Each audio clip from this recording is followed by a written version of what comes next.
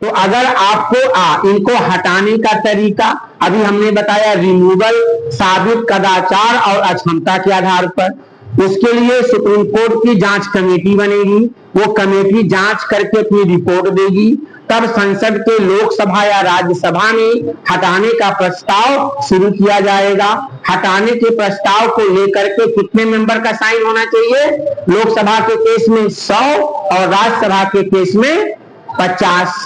उसके बाद 2/3 मेजॉरिटी से वो पास होना चाहिए एक हाउस में, फिर दूसरे हाउस में, तब जाकर के एक जज क्या होता है, अपने पद से हटता है। तो अगर आपके पास 2-3 चीजें हम डिफिनिट कर दें कि आपको कोई नौकरी से निकाल ना पाए या निकालने की प्रक्रिया बड़ी टेढ़ी हो, आपका वेतन कोई घटा ना पाए और रिटायरमेंट के बाद कोई नौकरी करनी ना हो, तो किसी के बाप से डरोगे आप? भाई आप हमें नियुक्त नहीं कर रहे हो, आप हमारी सैलरी नहीं घटा पाओगे, आप हमें निकाल नहीं पाओगे और रिटायरमेंट के बाद हमें कुछ करना नहीं है, हम किसी के बाप से नहीं डरेंगे। क्यों डरेंगे भाई? क्या करेंगे? लग सकता है, बिल्कुल। अभी हमने पढ़ा दिया ये चीज, जजेस के हटाने की प्रक्रिया साबित कदाचार और अक्षमता के आधार पर, उसके लिए जांच कमेटी बनेगी। सिर्फ कहने से एलिगेशन नहीं लग जाता है, उसके लिए जांच होगी और जांच में वो चीजें सख्त पाई जानी चाहिए, तब उसके हटाने का प्रस्ताव किसी हाउस में शुरू होगा, अन्यथा नहीं। ठीक है? और आज तक किसी भी जज को उसके पद से हटाया नहीं गया। तो कुछ पॉइंट्स है, इसमें लिख लीजिए।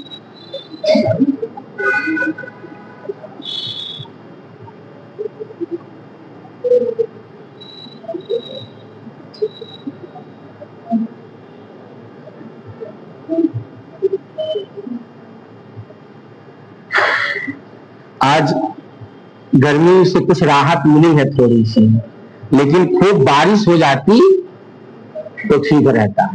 इतना बरसे कि पूरा जितना खेत होता है सब भर जाए, नहीं नाव चलने लगे शहर में, हैं? नहीं चल जाए तो ठीक है, थोड़ी राहत मिलती है। बहुत गर्मी है, बहुत गर्मी है, हम तो परेशान हो गए भाई। लिखिए,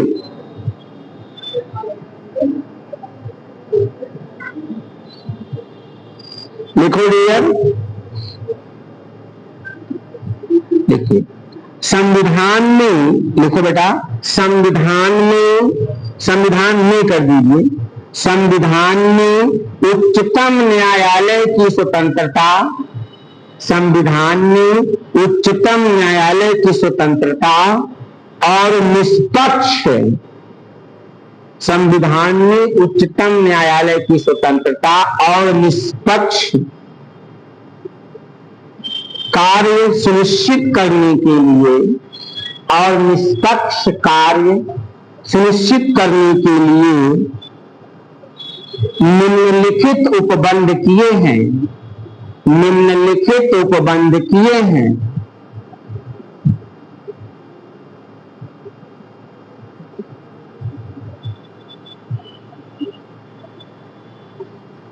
निम्नलिखित उपबंध किए हैं। पहला लिखिए, न्यायाधीशों की नियुक्ति का तरीका, न्यायाधीशों की नियुक्ति का तरीका हम बता चुके हैं, कॉलेजियम सिस्टम के द्वारा, जिसमें सरकार की कोई भूमिका नहीं होती है। लिखना चाहें एक लाइन लिख दीजिए, सुप्रीम कोर्ट में न्यायाधीशों की नियुक्ति कॉलेजियम व्यवस्था के तहत होता है, जिसमें सरकार की कोई भूमिका नहीं होती है। सुप्रीम कोर्ट में न्यायाधीशों की नियुक्ति कॉलेजियम व्यवस्था के तहत होता है, जिसमें सरकार की कोई भूमिका नहीं है। अगला लिखिए, कार्यकाल की सुरक्षा,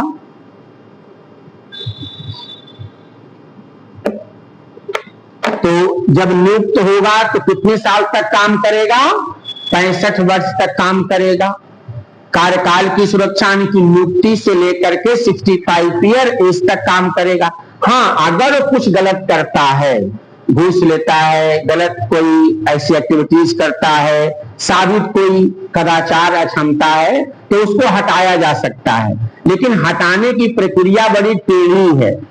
जिस जज के ऊपर एलिगेशन लगेगा, आरोप लगेगा, उन आरोपों की जांच करने के लिए सुप्रीम कोर्ट कमेटी बनाएगा। सुप्रीम कोर्ट का चीफ जस्टिस, अन्य जस्टिस, एक न्यायाधीश और एक न्यायाधीश भी होगा हाई कोर्ट का, वो जांच करेगा। जांच करने के बाद अगर बातें सत्य पाई गई, तब वो रिकमेंड करेगा किसके लिए, कि इनके ऊपर महाभियोग की सॉरी इनके हटाने की प्रक्रिया, रिमूवल की प्रक्रिया शुरू की जाए। तो जिस हाउस में शुरू करना है, जैसे अगर लोकसभा में करना है तो 100 मेंबर का साइन होना चाहिए, राज्यसभा में करना है 50 मेंबर का। तो जिस हाउस में होगा वहां डिस्कशन होगा, उसके बाद वोटिंग होगा और उसके विशेष बहुमत 2/3 प्रेजेंट एंड वोटिंग से पास होगा। फिर दूसरे हाउस जाएगा, दूसरा हाउस भी सेम प्रक्रिया करेगा, प्रेजेंट एंड वोटिंग का 2/3 से पास करेगा, तब प्रेसिडेंट उस जज को क्या कर पाएंगे, हटा पाएंगे। तो आज तक किसी भी जज को हटाया नहीं गया है। अगला लिखिए, निश्चित सेवा शर्तें। नेक्स्ट, निश्चित सेवा शर्तें जैसे न्यायाधीशों के वेतन, भत्ते, पेंशन, विशेषाधिकार यह संसद समय समय पर निर्धारित कर देगा और इनके वेतन और भत्तों में कोई अलाभकारी परिवर्तन नहीं किया जाएगा। मतलब कम नहीं किया जा सकता है, बढ़ाया जा सकता है लेकिन कम नहीं किया जा सकता है। आपका पेंशन और वेतन सब फिक्स है, विशेषाधिकार, छुट्टी सब फिक्स है। नियुक्ति से आपको कोई निकाल नहीं पाएगा, आगे नौकरी करनी नहीं है, सरकार से कोई लेना देना नहीं है, तो डर किस बात का, कोई डर रहेगा आपको? नहीं। इसीलिए जज कभी किसी को अपने सामने समझते नहीं है और समझना भी नहीं चाहिए, निष्पक्ष होकर के काम करना चाहिए। अगला नोट करिए डियर,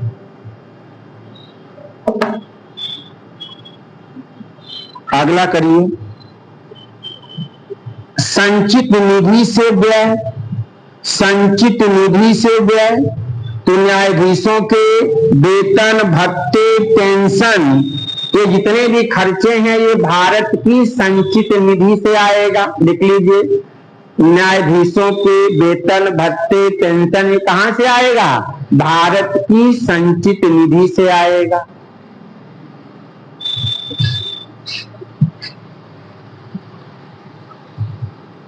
अगला, न्यायाधीशों के आचरण पर बहस नहीं हो सकती। लिख लीजिए, अगला, न्यायाधीशों के आचरण पर ना तो संसद में ना तो किसी राज्य के विधानमंडल में, लिख लीजिए, न्यायाधीशों के आचरण पर बहस नहीं हो सकती। डैश करके लिखिए,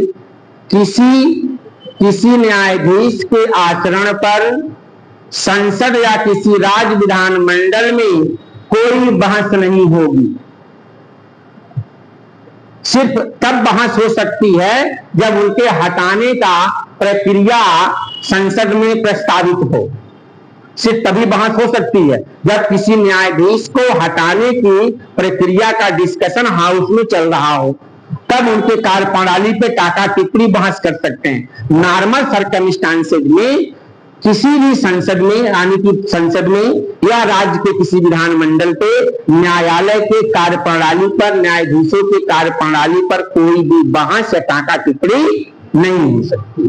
बात समझ में आया? अगला नोट करिए,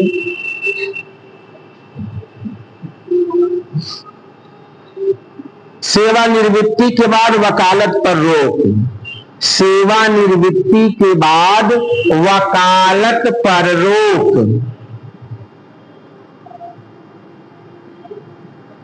ठीक, अब सुप्रीम कोर्ट का जज जब रिटायर्ड हो जाता है, सुप्रीम कोर्ट का जब न्यायाधीश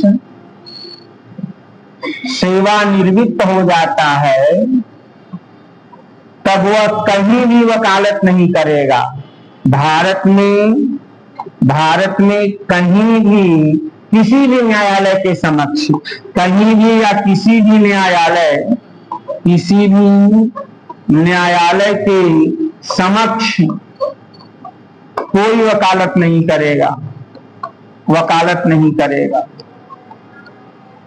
आया समझ में? रिटायरमेंट के बाद कोई जज प्रैक्टिस नहीं कर सकता है सुप्रीम कोर्ट का, हाई कोर्ट का कर सकता है, वह सुप्रीम कोर्ट में कर सकता है, और जहां पर वह न्यायाधीश ना रहा हो वहां पे, वो अगले क्लास में बताएंगे, अब हाई कोर्ट पढ़ाएंगे। आगे लिखिए, अपनी अवमानना के लिए दंड देने की शक्ति।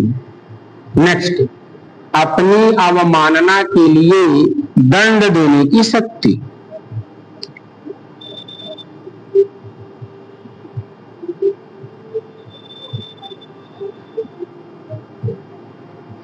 अगला लिख लिया, अगर कोई बात सुप्रीम कोर्ट की नहीं मानता है तो 6 महीना आना जाना रहना खाना सब सरकारी खर्चे पर है। तो आना फ्री, जाना फ्री, रहना फ्री, खाना फ्री, अब क्या चाहिए। अगला लिखिए, सुप्रीम कोर्ट को अपना स्टाफ नियुक्त करने की स्वतंत्रता। सुप्रीम कोर्ट को अपना स्टाफ नियुक्त करने की स्वतंत्रता। देखिए, हाई कोर्ट की सुप्रीम कोर्ट की अलग से भर्ती आती है, वो एसएससी या यूपीएससी या नहीं कराती है, वो अपना एग्जाम अलग से कंडक्ट कराती है। सुप्रीम कोर्ट को अपना स्टाफ नियुक्त करने की स्वतंत्रता, यानी कि जितने लोग जिला न्यायालय में या हाई कोर्ट में या सुप्रीम कोर्ट में काम करते हैं, न्यायालय अपना खुद फॉर्म निकालता है और खुद इनकी क्या करता है, भर्ती करता है। इसमें सरकार से कोई लेना देना नहीं। अगला लिखिए, सुप्रीम कोर्ट के न्याय क्षेत्र में कटौती नहीं की जा सकती है। सुप्रीम कोर्ट के न्याय क्षेत्र में कटौती नहीं की जा सकती है, बढ़ाया भले जा सकता है। सुप्रीम कोर्ट के न्याय क्षेत्र में कटौती नहीं की जा सकती है, इसको समझिए। जो संविधान ने सुप्रीम कोर्ट को, संविधान ने जो सुप्रीम कोर्ट को अधिकार दिया है जिन मुकदमे की सुनवाई करने के लिए, उसमें सरकार चाह करके भी कटौती नहीं कर सकती। उसके क्षेत्राधिकार को बढ़ा सकती है लेकिन घटा नहीं सकती। आई बात समझ में? अगला एक और लिख लीजिए। अब ये नहीं कि न्यायिक समीक्षा का अधिकार सरकार छीन ले सुप्रीम कोर्ट से, ऐसा नहीं हो सकता है।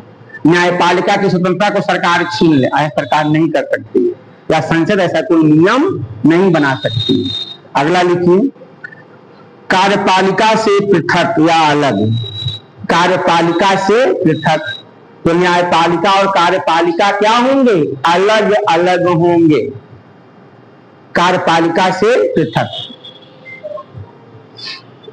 आर्टिकल 50 पढ़ाया था डीपीएस की, न्यायपालिका और कार्यपालिका क्या होगी, अलग अलग हो।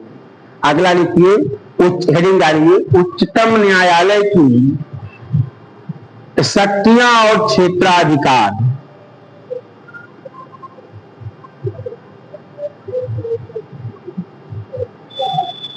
क्षेत्राधिकार लिखिए, उच्चतम न्यायालय भारत में अपीली का अंतिम न्यायालय है। उच्चतम न्यायालय भारत में अपीली का अंतिम न्यायालय है और संविधान का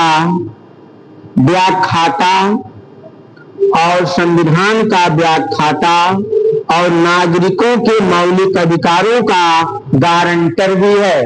संविधान का व्याख्याता आधा व्याख्याता लिख लेंगे, व्याख्याता और नागरिकों के मौलिक अधिकारों का गारंटर भी है।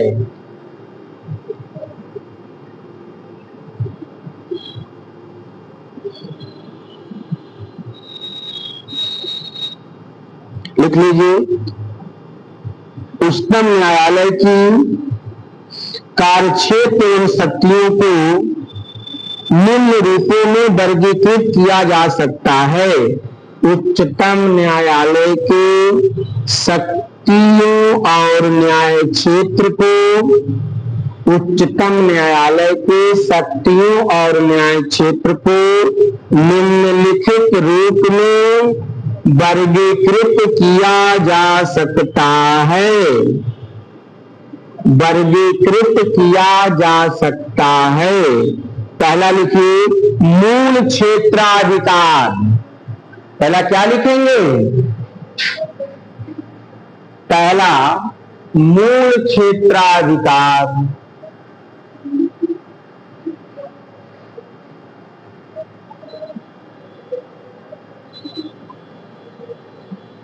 मूल क्षेत्राधिकार। दूसरा लिखिए न्यायाधीश क्षेत्राधिकार।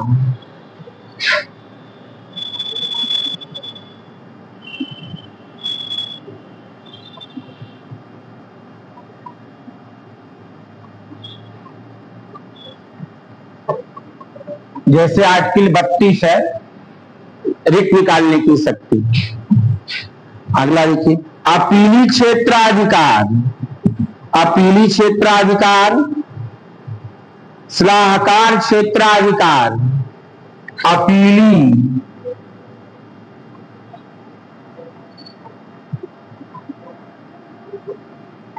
आर्टिकल 132 और 135 और 134 सिविल मामलों में और क्रिमिनल मामलों में। चौथा अपीली क्षेत्राधिकार हो गया भाई। मूल क्षेत्राधिकार, न्यायाधीश क्षेत्राधिकार, अपीली क्षेत्राधिकार और क्या बोला है मैंने? सलाहकार क्षेत्राधिकार। सलाहकार क्षेत्राधिकार।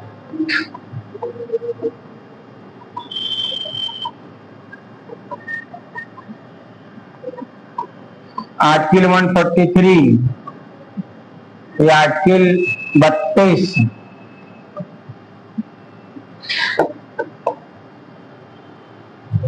आगे लिखिए न्यायिक समीक्षा की शक्ति और अगला अन्य शक्ति।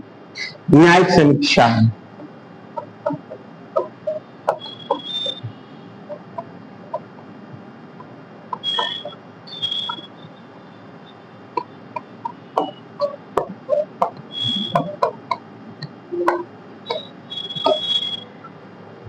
ये बताइए आप लोग को हम लोग कल संसद पढ़ने के लिए कहा था, पढ़ा था आप लोगों ने? कोई नहीं पढ़ा।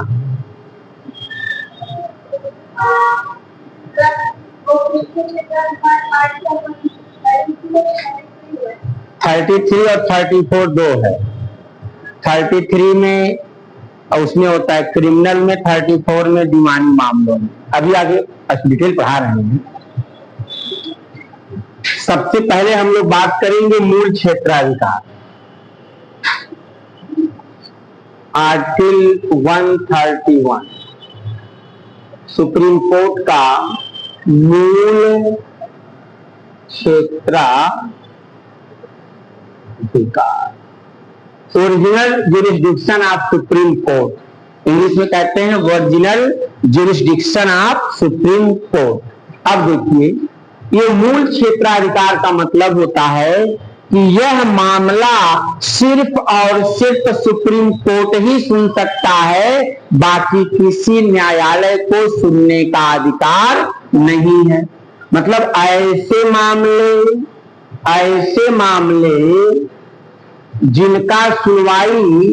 जिनकी सुनवाई केवल सुप्रीम कोर्ट में हो, किसी अन्य न्यायालय में ना हो, केवल सुप्रीम कोर्ट में हो, उसको हम सुप्रीम कोर्ट की ओरिजिनल ज्यूरिसडिक्शन या मूल क्षेत्राधिकार कहते हैं। अब ये कौन से मामले हैं ये समझ लीजिए। पहला है एक तरफ भारत संघ वर्सेज एक राज्य हो या एक से अधिक राज्य हो। एक मुकदमा है क्या हो गया? दो चार गए वो पकौड़ी खाने कि समोसा खाने गए?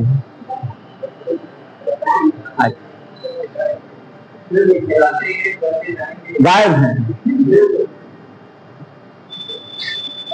घोड़े को बुलाया जा सकता है नदी किनारे, लेकिन पानी तभी पिए का मन करे। चलो देखो, एक तरफ भारत संघ हो, भारत सरकार हो, एक तरफ एक राज्य हो या एक से अधिक राज्य हो, तो अगर ये विवाद है तो इसकी सुनवाई कौन करेगा?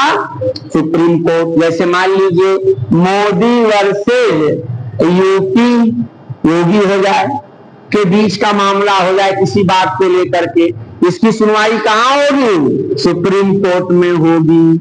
मतलब संघ सरकार यानी कि मोदी जी, राज्य सरकार का मतलब योगी जी। अगर राज्य सरकार और केंद्र सरकार के मध्य विवाद है, इसकी सुनवाई कहां होगी? Supreme court. हाई कोर्ट में नहीं होगी। या योगी जी के साथ एक राज्य और लग जाए, मान लो एमपी या बिहार लग जाए, तो इसकी सुनवाई कौन करेगा? Supreme court. दूसरा, एक तरफ भारत सरकार है, इनके साथ मान लीजिए योगी जी भी आ गए, मतलब एक राज्य या एक से अधिक राज्य हैं, और दूसरे तरफ चाहे एक राज्य हो या एक से अधिक राज्य हो। जैसे मान लीजिए एग्जाम्पल के लिए भारत सरकार या यूपी सरकार एक पार्टी हो गई और दूसरी पार्टी में तमिलनाडु और केरला हो गए। एक तरफ दो राज्य या दो से अधिक भी हो सकते हैं, तीन चार कुछ भी हो सकता है। एक पार्टी वो है और एक पार्टी भारत सरकार के साथ एक या दो राज्य भी हो सकते हैं। एक पार्टी ये और एक पार्टी ये, तो इसकी मुकदमे की सुनवाई कहां होगी? सुप्रीम कोर्ट में होगी। समझ में आया? दोनों में अंतर समझ में आ रहा है? यहाँ खाली भारत संघ है, यहाँ इसके साथ राज्य भी लग जाए। इधर तो पार्टी दोनों एक ही है, एक हो चाहे एक से अधिक है। अगर ये विवाद है, इन दोनों में डिफरेंस समझिए, यहाँ सिर्फ भारत संघ की, यहाँ राज्य भी साथ में जुड़ गया, तो ये मामला कौन सुनेगा? Supreme court. और तीसरा एक और है, दो या दो से अधिक राज्य, दो या दो से अधिक राज्य,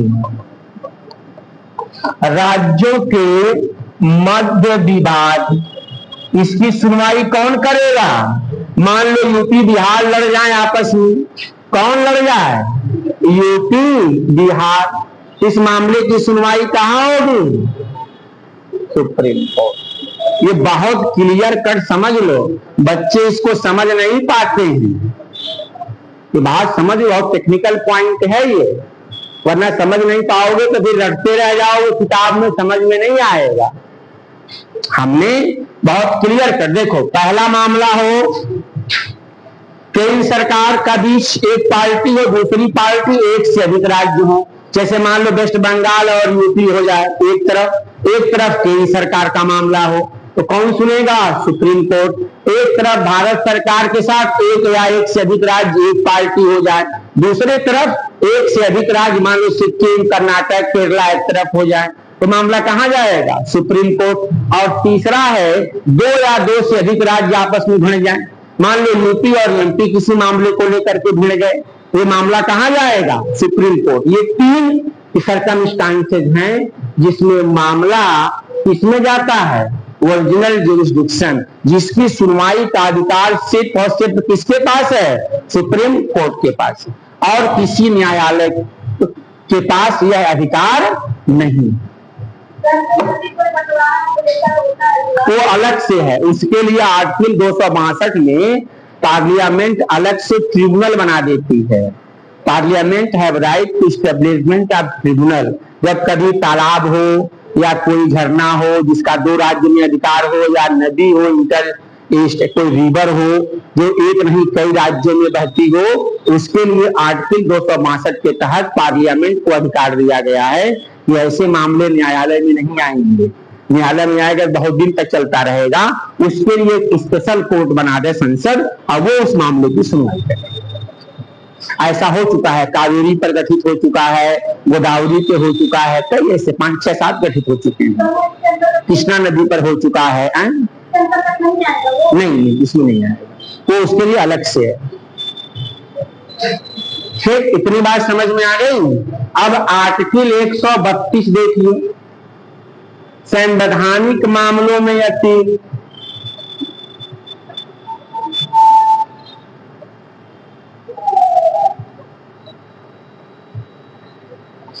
जरा इसका बताइए भाई, आर्टिकल 132 पढ़िए, पूरा शुरू से पढ़िए। अरे बैठ के पढ़ो बिटिया, बैठ के पढ़ो।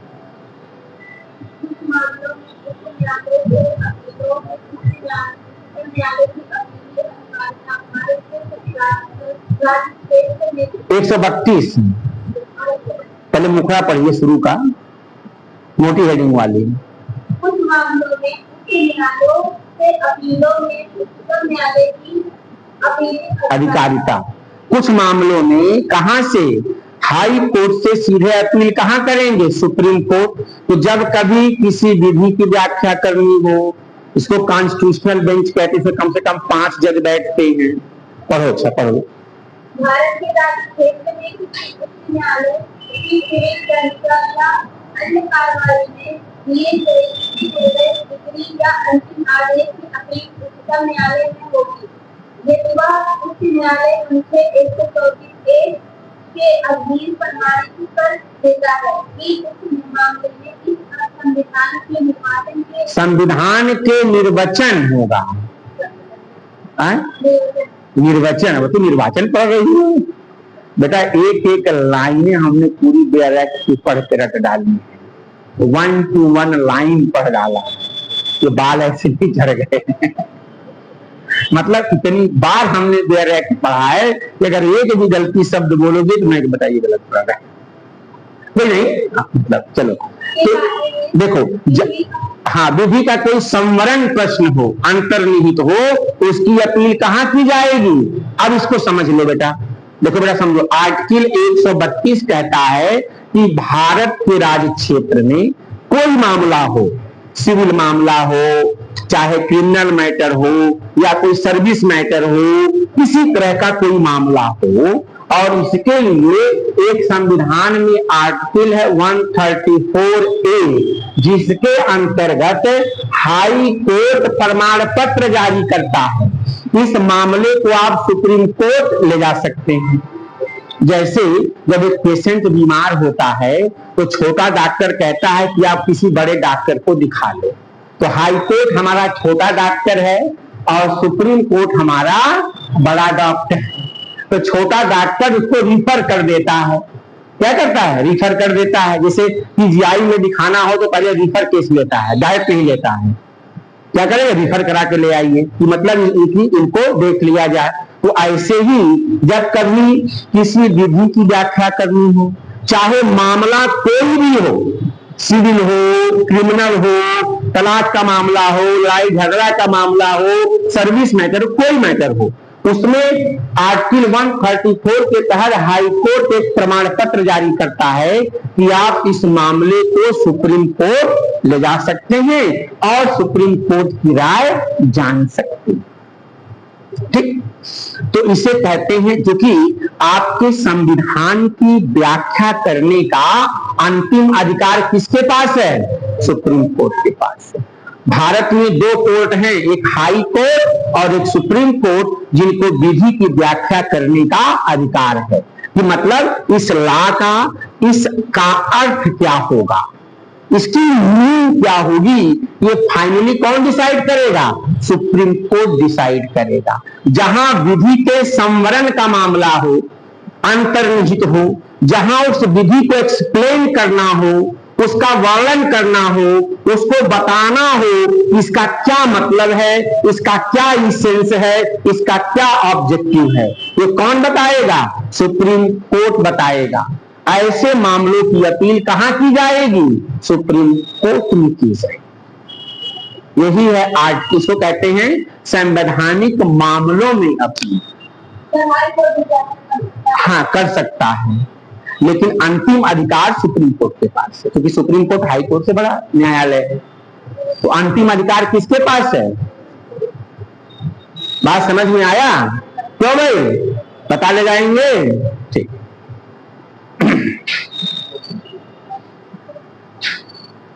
आर्टिकल 133 ये कहता है सिविल मामलों में अपील। क्यों भाई?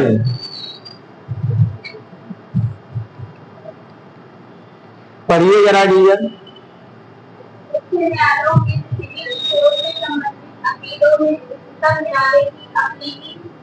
अधिकारिता। देखो, अगर कोई सिविल मैटर है, जमीन जायदाद प्रॉपर्टी घर मकान से संबंधित कोई विवाद है, तो आप इस मामले की अपील, अगर आपको हाई कोर्ट से फैसला आपके संतोषजनक नहीं रहा कि भाई हाई कोर्ट को लगता है कि आपको न्याय नहीं मिला, तो आप इस मामले की अपील कहां कर सकते हैं? सुप्रीम कोर्ट में कर सकते हैं। आई बात समझ में? तो किसी भी सिविल मामले में, सिविल मामले का मतलब जमीन जायदाद रुपया पैसा कोई भी सिविल मैटर हो सकता है, तो इस मामले में अपील आप कहां करेंगे? सुप्रीम कोर्ट में करेंगे। और सुप्रीम कोर्ट इस मामले की क्या करेगा? सुनवाई करेगा। उसके लिए सुप्रीम कोर्ट अनुच्छेद 134A के तहत प्रमाण पत्र जारी कर देता है कि भाई अगर आप हमारे जजमेंट से सहमत नहीं हैं, इस मामले को आप कहां लेके चले जाइए? सुप्रीम कोर्ट लेके चले जाइए, वहां आपकी सुनवाई करेंगे। समझ गए? अब अगला है आर्टिकल 134। ये है इस मामले में आपराधिक मामलों में अपील।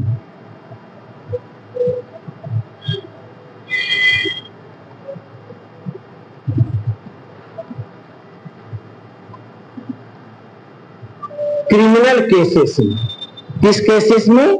क्रिमिनल या आपराधिक मामलों में अपील। इसमें कंडीशन है कि कब कब आप सुप्रीम कोर्ट में अपील करेंगे। पहला है, अगर किसी न्यायालय ने किसी व्यक्ति को हाई कोर्ट ने मृत्यु दंड दे दिया। क्या दे दिया? मृत्यु दंड। किसी हाई कोर्ट ने किसी व्यक्ति को क्या दे दिया? सजाए मौत दे दिया हो, तो आप कहां जाएंगे? सुप्रीम कोर्ट जाएंगे। दूसरा, अगर किसी मुकदमे को हाई कोर्ट किसी निचली अदालत से अपने पास मंगा लिया, निचली अदालत से अपने पास मंगा लिया। मामला मान लो किसी क्या नाम है आप बताए थे अपने? धीरज। मान लीजिए धीरज जी का मुकदमा बस्ती में, बस्ती के न्यायालय में चल रहा था। यहाँ का जो कोर्ट है डिस्ट्रिक्ट कोर्ट है, तो धीरज जी का मामला चल रहा था। इन्होंने किसी को गोली मार दी थी, निपटा दिया होगा भाई, गलती मन में है, निपटा दिया, कोई बात रहा होगा। अब इस मामले को कहा, यह है निचली अदालत यानी कि जिला न्यायालय है। इस मामले को, धीरज के मामले को हाई कोर्ट ने अपने पास मंगा लिया।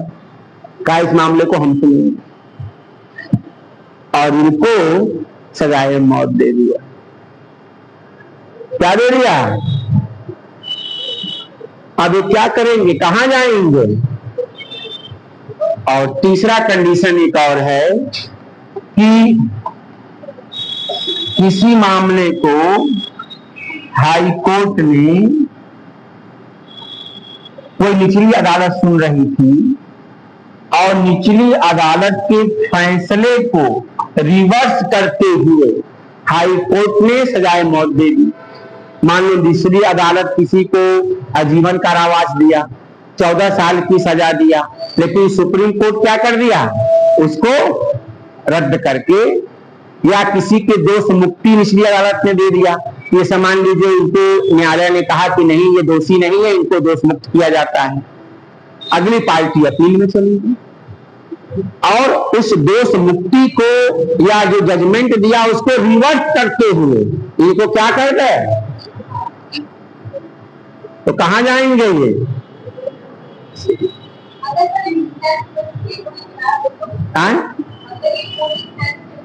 तो वो प्रूफ करें, ये प्रूफ करें ना कि हमने सेल्फ डिफेंस में गोली मारी है, अगर हम इसको नहीं निपटाते तो हमें निपटा देता। ये प्रूफ करना कानून का है। अगर ये प्रूफ कर ले जाते हैं तो सेल्फ डिफेंस में चलाया है, बरी हो जाएंगे, बाइज्जत बरी। जज साहब कहेंगे क्या, गवाहों और सबूतों के मद्देनजर रखते हुए न्यायालय क्या करती है, धीरज को बाइज्जत, फिर अलग निरंजन, फिर क्या कहना है। हाँ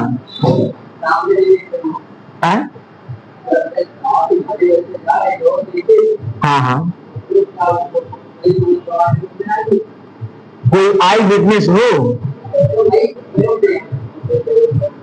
कौन देख लिया, देख लेगा साहब ने, चश्मदीद गवाह हो जाएंगे। हाँ तो बिल्कुल, अगर वो गवाह हैं, अगर विटनेस देना चाहते हैं तो दे सकते हैं।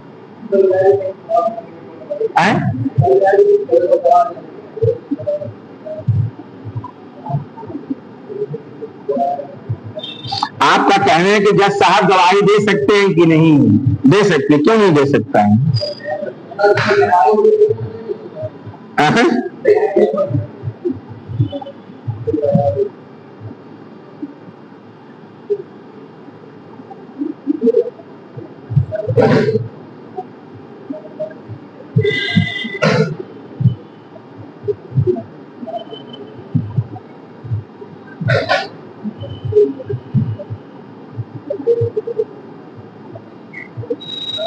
ठीक है भाई, ये दो मामले हो गए कि किसी मामले को निचली अदालत से मना करके सजाए मौत दे दिया हो, या निचली अदालत के फैसले को रिवर्स करते हुए क्या दे दिया हो, सजाए मौत दे दिया हो, या किसी न्यायालय ने या हाई कोर्ट ने किसी को फांसी दे दी हो। इस दरमियान आप इसकी अपील कहां करेंगे, सुप्रीम कोर्ट करेंगे। इसे कहते हैं आपराधिक मामलों में अपील।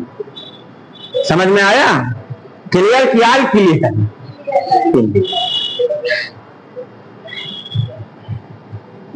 चलो दो चार और है, निपटा दें, खत्म हो जाए। अगला कौन सा हमने बताया है, अपील के बाद क्या बताया था?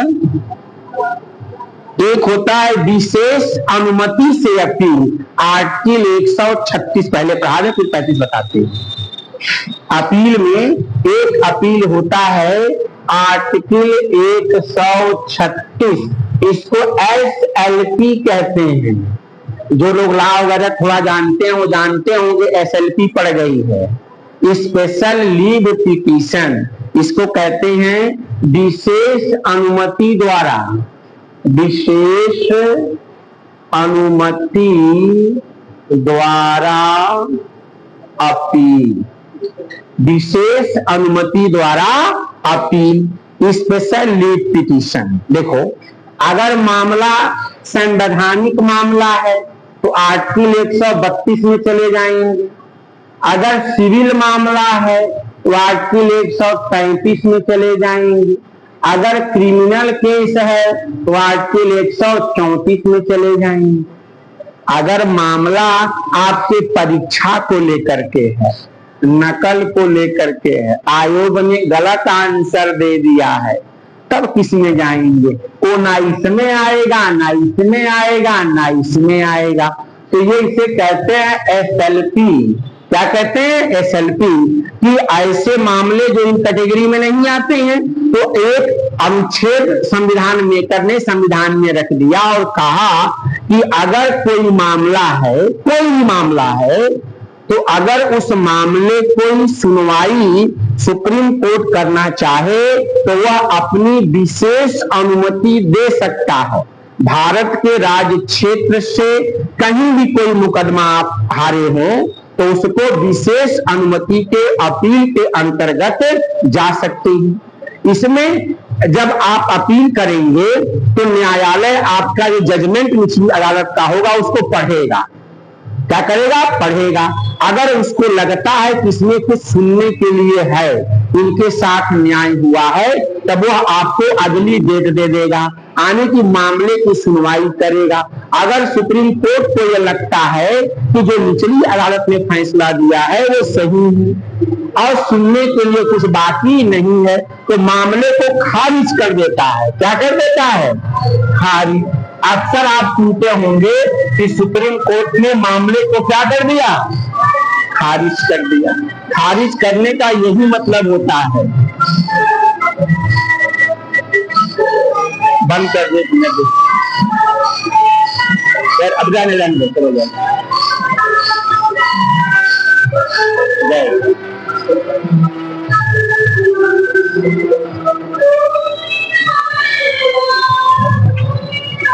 जो दिन बंद बजेगा उसके बाद कहानी करता हूं। समझ गए? तब आप किसमें जाएंगे? न्यायालय की विशेष अनुमति लेंगे।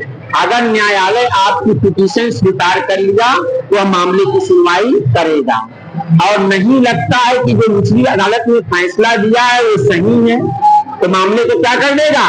खारिज कर देगा। अक्सर सुनते हैं पेपर में मामला को सुप्रीम कोर्ट ने खारिज किया, तो खारिज करने का मतलब उसमें कुछ सुनने के लिए बाकी नहीं है, जो निचली अदालत ने फैसला दिया है वह सही है। दूसरी चीज, एसएलपी के अंतर्गत ये सुप्रीम कोर्ट का डिस्क्रेशनरी पावर है कि मामले की सुनवाई करे या ना करे। वो चाहे तो मना भी कर देगा। इसमें आप as a matter of right नहीं आप जा सकते हैं। वह सुप्रीम कोर्ट का क्या है? विशेषाधिकार। अपनी इच्छा से मन करेगा सुनेगा, मन करेगा पढ़ लीजिए 36।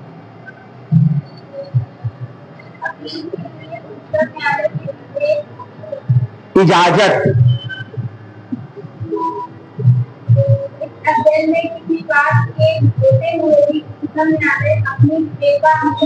देखो, वर्ड लिखा है विवेकानुसार। मन करेगा तो सुनेगा, नहीं मन करेगा तो नहीं सुनेगा। विवेकानुसार। आगे, किसी न्यायालय या अधिकरण द्वारा किसी बात या मामले में पारित किए गए या किए गए किसी निर्णय की अवधारणा दंडादेश या आदेश की अपील के लिए विशेष इजाजत देती है। अगर मर्जी होगा तो देगा, सुनने के लिए कुछ बचेगा तो, अन्यथा मामले को क्या कर देगा? खारिज। इसे कहते हैं एसएलपी। ये वकीलों की कमाई का बड़ा बढ़िया जरिया है एसएलपी। कुछ नहीं एसएलपी डाल नहीं। खाली संवैधानिक मामलों में आप फंडामेंटल राइट के केस में जा सकते हैं, बाकी किसी मामले को सुप्रीम कोर्ट डायरेक्ट नहीं जा सकते।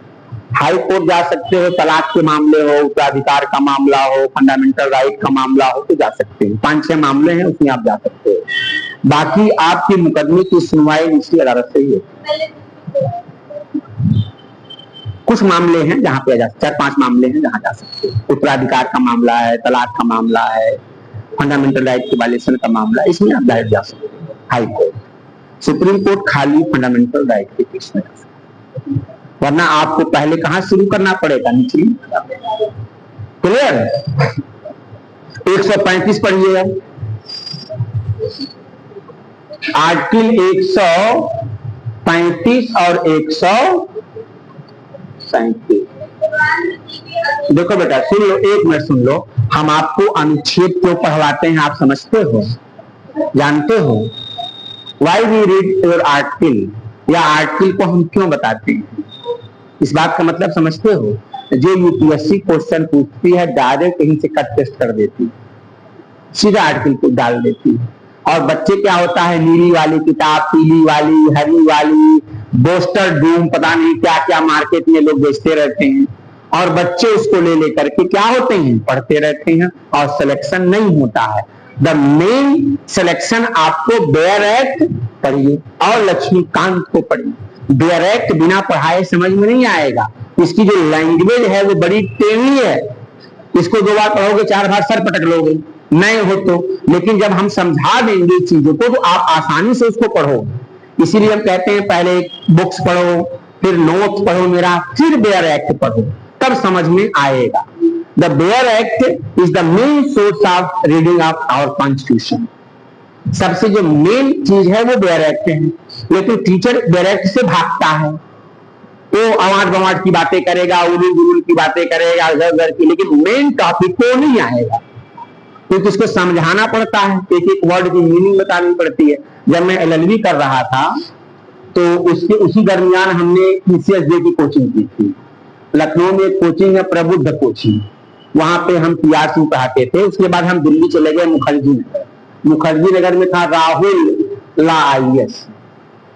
यहाँ पर हमने एक टीचर थे गोरखपुर यूनिवर्सिटी के श्रीवास्तव सर, वो बताते थे कि डायरेक्ट पढ़ना कैसे, एक एक वर्ड की मीनिंग होती, समझ गए। तो जब तक इस चीज को नहीं पढ़ोगे ढंग से तब तक दिक्कत हो। इसलिए जितना आर्टिकल हम बताएं उसको क्या करो, पढ़ो। चलो 35 बताओ। विद्यमान नीति के अधीन फेडरल न्यायालय के अधिकारिता और शक्तियों का उच्चतम न्यायालय द्वारा प्रयोग। समझ लीजिए, जो आपका फेडरल कोर्ट था, जिसको हम लोग संघीय न्यायालय कहते थे, इसकी सारी शक्तियों का उपयोग अब कौन करेगा? ये पहले ही मैंने लिखवाया है कि अब इस फेडरल कोर्ट का उत्तराधिकारी कौन बन गया? Supreme court. यानी कि जब तक संसद कोई नियम ना बना दे तब तक फेडरल कोर्ट की सारी अधिकारिता का प्रयोग कौन करेगा? यही आर्टिकल 135 है। 135 क्या कहता है कि जब तक संसद कोई नियम ना बना दे, जो संघीय न्यायालय था, फेडरल कोर्ट था, 1935 के अधिनियम के तहत 37 में बनाया गया था, इसकी सारी अधिकारिता का प्रयोग कौन करेगा? सुप्रीम कोर्ट करेगा। बस दैट इज सॉल्व। समझ में आया?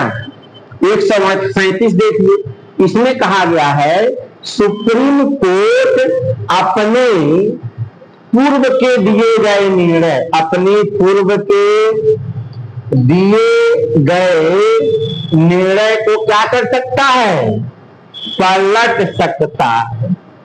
बाकी भारत में किसी न्यायालय में यह शक्ति प्राप्त नहीं है कि वह अपने पूर्व के दिए गए किसी निर्णय को क्या कर सके? पलट सके।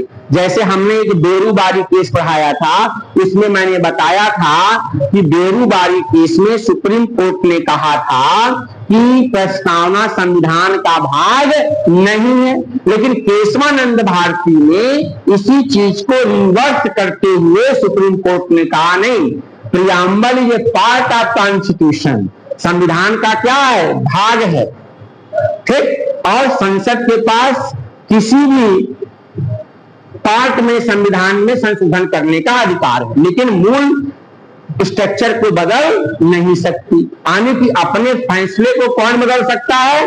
ओनली वन सुप्रीम कोर्ट ही है जो अपने पूर्व के दिए गए किसी भी निर्णय को क्या कर सकता है? बदल सकता है। जैसे मामला बेरूबारी का था, इसमें प्रस्तावना को संविधान का भाग नहीं माना गया, लेकिन जब केशवानंद भारती केस आया, केशवानंद भारती केस में इसको पलट दिया और कहा प्रस्तावना संविधान का क्या है? भाग है। यही बात 137 में लिखी है कि सुप्रीम कोर्ट एक ऐसा न्यायालय है जो अपने किसी प्रीवियस निर्णय को क्या कर सकता है? बदल सकता है। यही बात लिखी है। बात समझ में आई? 138 क्या है? वृद्धि। देखो आर्टिकल 138 क्या कहता है? आर्टिकल 138 कि अगर संसद चाहे तो सुप्रीम कोर्ट की अधिकारिता को बढ़ा सकता है। अधिकारिता का मतलब और कई तरह के मामले की सुनवाई का अधिकार सुप्रीम कोर्ट को दे सकता है। जैसे मान लो आप डिस्ट्रिक्ट मजिस्ट्रेट हो, सरकार चाहे तो आपके कार्य क्षेत्र में वृद्धि कर दे। बस भाई अभी आप ये विभाग देखते हो, 4-6 विभाग और आप पे लाद दे, इसे कहते हैं अधिकारिता। तो सुप्रीम कोर्ट को और ज्यादा अगर न्याय क्षेत्र बढ़ाना है तो कौन बढ़ाएगा? पार्लियामेंट। कौन बढ़ाएगा? पार्लियामेंट। ये बात कहां लिखी हुई है? आर्टिकल 138 में। 39 में क्या है? एंजलरी।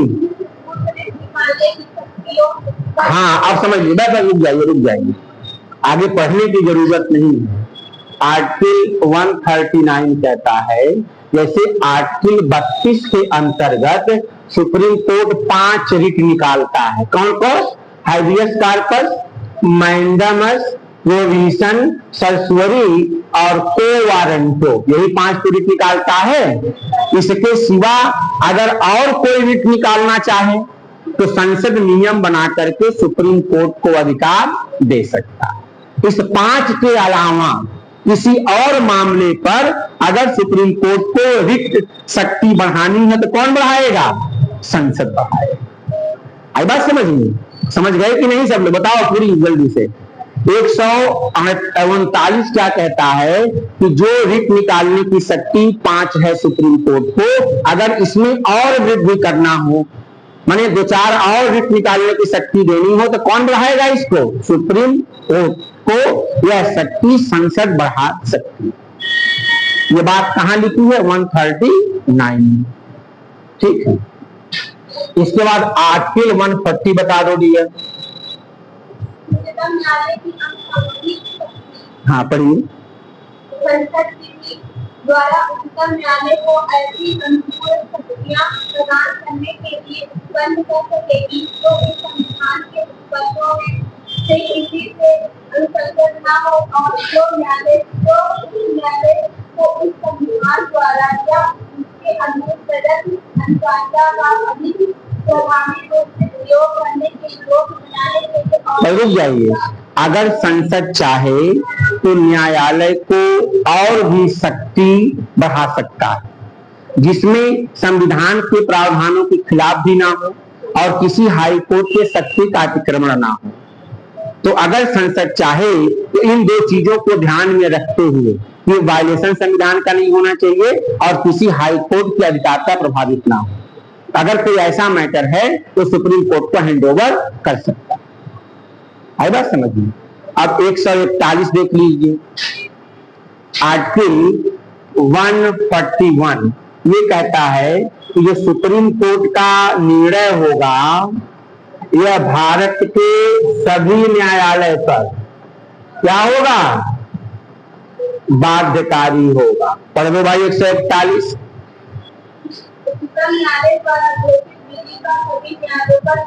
बस रुक जाइए, अभी काम खत्म। समझ लीजिए इस आर्टिकल को। आर्टिकल 141 ये सुप्रीम कोर्ट को अधिकार देता है कि जो सुप्रीम कोर्ट ने कोई नियम बना दिया, कोई जजमेंट बना दिया, कोई आदेश दे दिया, अंतिम डिक्री पास किया या जजमेंट दे दिया, इस जजमेंट या निर्णय को भारत का कोई भी न्यायालय कांची नहीं कर सकता है।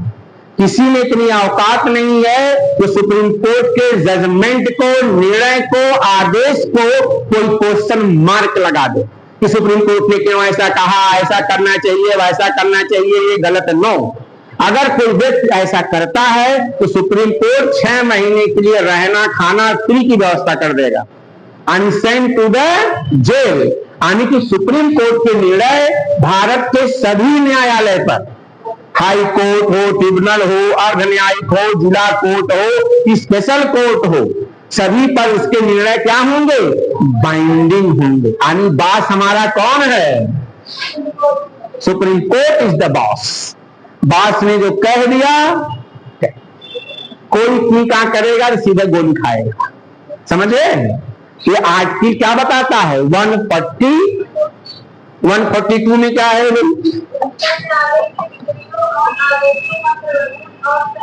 चलो बस शांत रहो। आर्टिकल 142 ये कहता है कि कोई भी न्याय, निर्णय, जजमेंट है, इसको पहले एग्जाम्पल से समझिए। कोरोना के समय 4 या 5 स्टूडेंट थे जिनकी डिग्री या मार्कशीट, शायद मार्कशीट या डिग्री जो भी रही हो, वो किसी विश्वविद्यालय ने जारी नहीं किया। ये बच्चे यूपीएससी का प्री एग्जाम पास कर लिए, मेन पास कर लिए। जब मामला इंटरव्यू का आया तो यूपीएससी ने इनके इंटरव्यू को रोक दिया, कहा कि आप इंटरव्यू नहीं दे सकते हैं क्योंकि आपके पास मार्कशीट नहीं है। भाई तो ये लोग चले गए सुप्रीम कोर्ट। सुप्रीम कोर्ट ने क्या किया? इन 4 या 5 बच्चों को, यूपीएससी को डायरेक्ट किया कि आप इनका अलग बोर्ड बनाइए और इन बच्चों का क्या लीजिए, इंटरव्यू लीजिए और इसके आधार पर आप इनका सिलेक्शन कीजिए।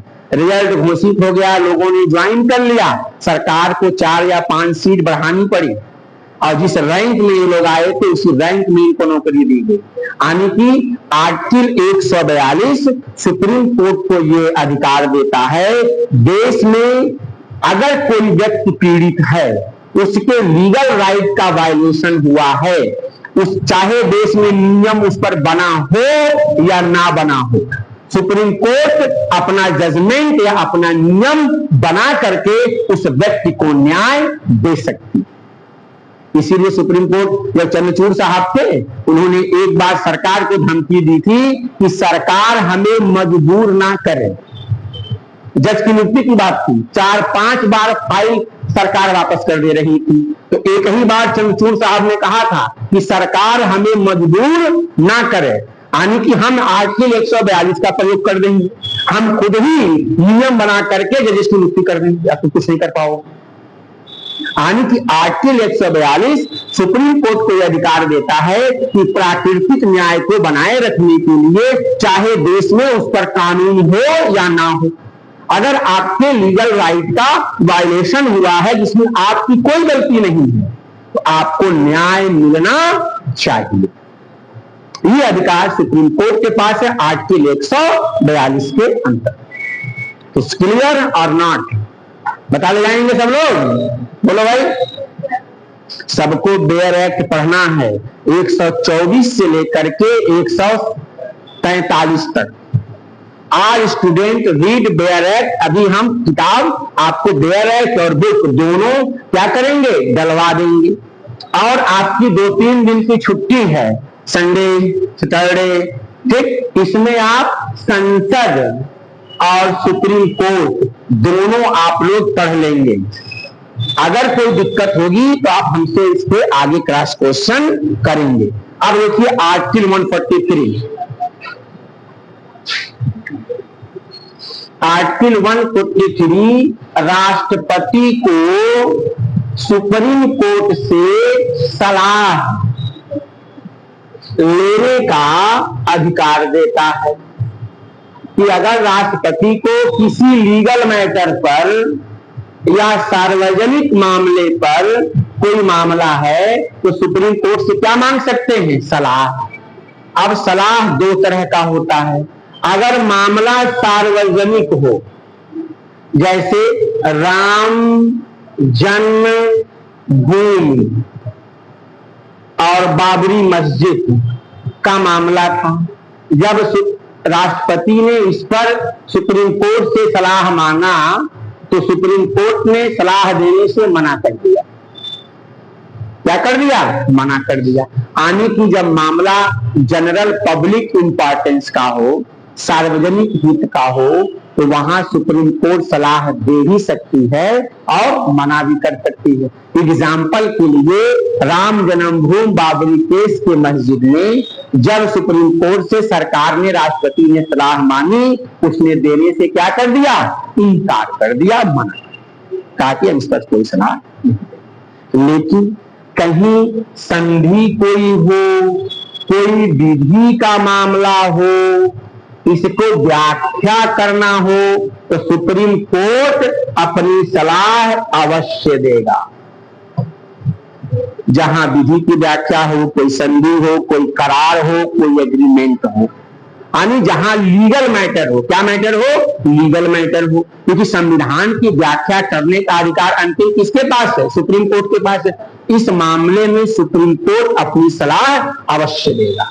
लेकिन दोनों ही केस में राष्ट्रपति सुप्रीम कोर्ट की सलाह मानने के लिए बाध्य नहीं है, चाहे मना करें या दें।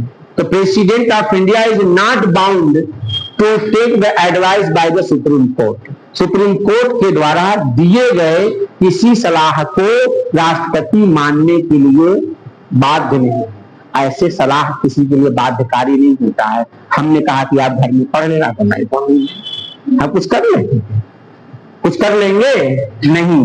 तो सलाह जो है दोनों मैटर पर राष्ट्रपति अगर मानता है और सुप्रीम कोर्ट देता है या नहीं देता है, अगर देता भी है तो प्रेसिडेंट ऑफ इंडिया उसको मानने के लिए बाध्य नहीं। आई बात समझ में? क्लियर?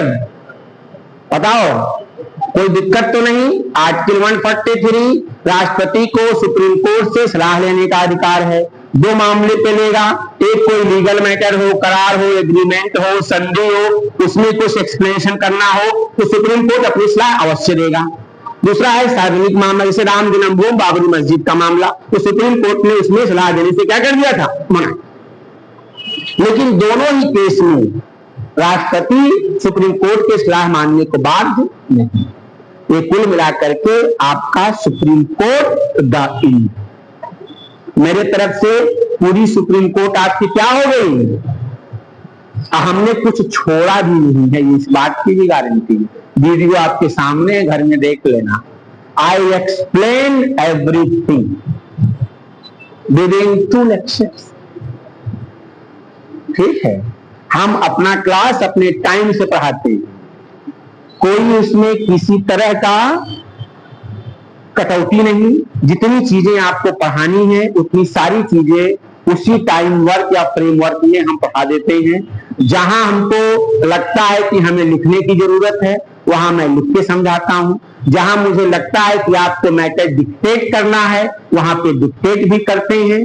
जहां पे लगता है कि हम समझा देंगे और आपको हम पीडीएफ दे देंगे तो आप उससे लिख लेंगे, वो भी काम करते हैं। मतलब आपके कोर्स को कंप्लीट करने के लिए हम वो हर एक टेक्नोलॉजी का प्रयोग करते हैं जो आपके फायदे के लिए है। मतलब आपका काम भी हो जाए, आप एग्जाम भी पास कर लें, आप सेलेक्ट भी हो जाएं।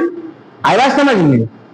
आपका कोई नुकसान भी ना हो और विद इन टाइम हमारा कोर्स पूरा हो जाए, जिससे आप कभी ये ना कहें कि ये टीचर आए थे और इन्होंने लेक्चर की गए और क्लास हमारा नहीं पूरा हुआ। ये आपको कहने का मौका हम नहीं देते। और आप लक्ष्मीकांत की किताब उठाना और एक लाइन से पढ़ना, कहीं अगर कोई भी चीज छूटी होगी बता देना। रीट वाला ऑलरेडी आपको हम पढ़ा चुके हैं। न्यायिक समीक्षा ऑलरेडी हम आर्टिकल 32 में आर्टिकल 13 में पढ़ा चुके हैं। न्यायिक समीक्षा का मतलब ये होता है कि संसद के द्वारा या राज्य विधानमंडल के द्वारा पारित कोई नियम, कोई कानून जो आपके फंडामेंटल राइट का क्या करे? उल्लंघन करे, उसको न्यायपालिका क्या कर देगी? शून्य घोषित कर देगी। न्यायपालिका की शक्ति को हम क्या कहते हैं? न्यायिक समीक्षा कहते हैं। ठीक, अब देखो अधिकार वाले में कुछ बचा तो नहीं, मैंने 5-6 लिखवाए थे, चेक कर लो।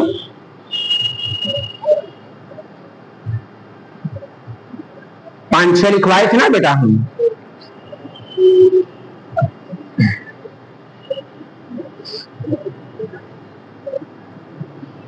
एक आर्टिकल भी बता दिया। 125 में वेतन भत्ता है, 124 में इसका अपॉइंटमेंट है। कुछ हो गया सारा? चलो ठीक है भाई, कुछ छोटा छोटा होगा तो आप लोग देख लेना और हमसे नेक्स्ट क्लास में आप लोग क्या करेंगे? पूछ लेंगे। इसके बाद हम पढ़ाएंगे हाई कोर्ट। हाई कोर्ट को एक लेक्चर में खत्म कर देंगे।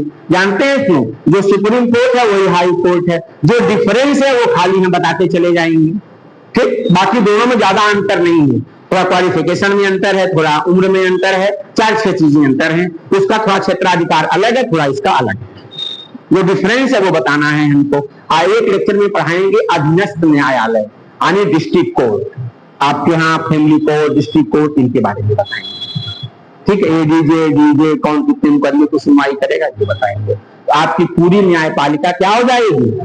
कंप्लीट हो जाएगी। ठीक भाई, चलिए फिर मिलते हैं अपने नेक्स्ट क्लास में। तब तक के लिए टाटा बाय बाय। तब तक ये बंद कर दे बेटा। तब तक आप लोग पानी वानी पी लीजिए, फिर एक लेक्चर और होगा।